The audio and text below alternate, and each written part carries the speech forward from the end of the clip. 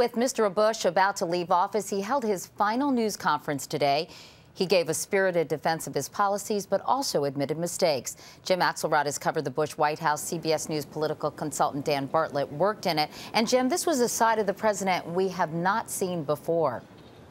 Katie, he was as introspective as I've ever seen him, talking about a whole host of mistakes and disappointments. For instance, he said pursuing Social Security reform instead of immigration reform after his 2004 re-election was a mistake. There was some contrition there.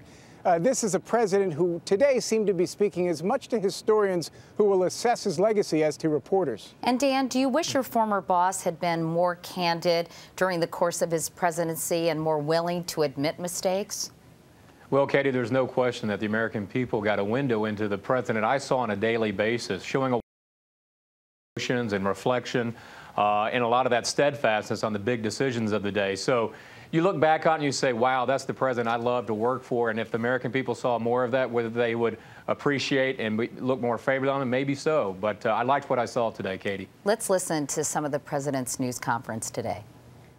I believe the phrase burdens of the office is overstated. Yeah, it's kind of like, why me?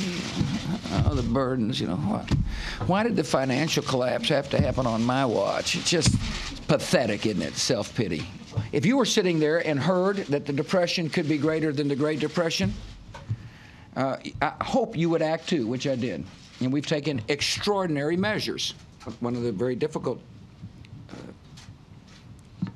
parts of the decision I made on the financial crisis was to use hardworking people's money to help prevent there to be a crisis.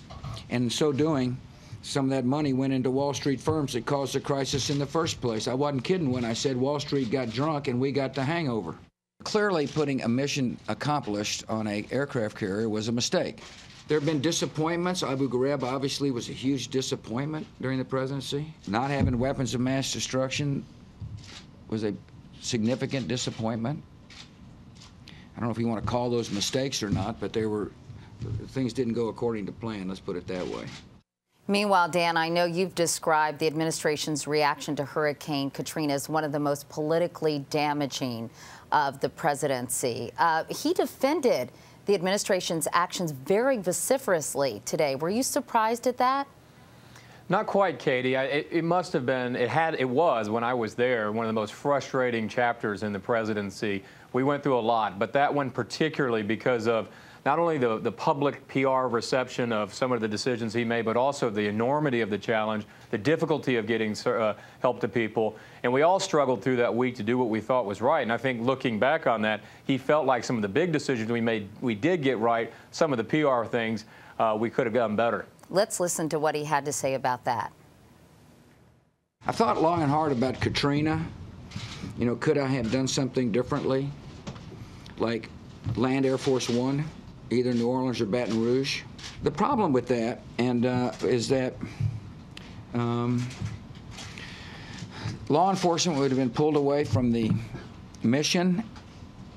And then your questions, I suspect, would have been, how could you possibly have flown Air Force One into Baton Rouge and police officers that were needed to expedite traffic out of New Orleans were taken off the task to look after you? People said, but the federal response was slow.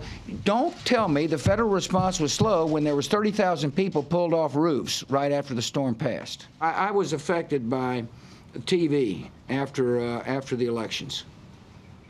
When I saw people saying, I never thought I would see the day that a black person would be elected president. And a lot of people had tears streaming down their cheeks when they said it. And so I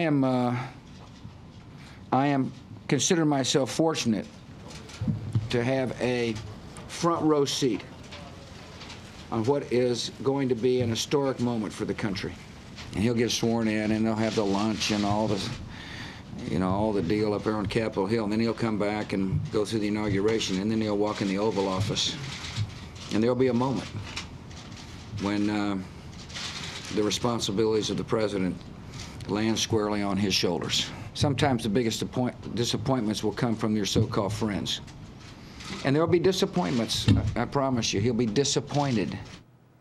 A wide-ranging and fascinating final news conference today by President Bush. Jim Axelrod, Dan Bartlett, thank you so much for your perspectives tonight.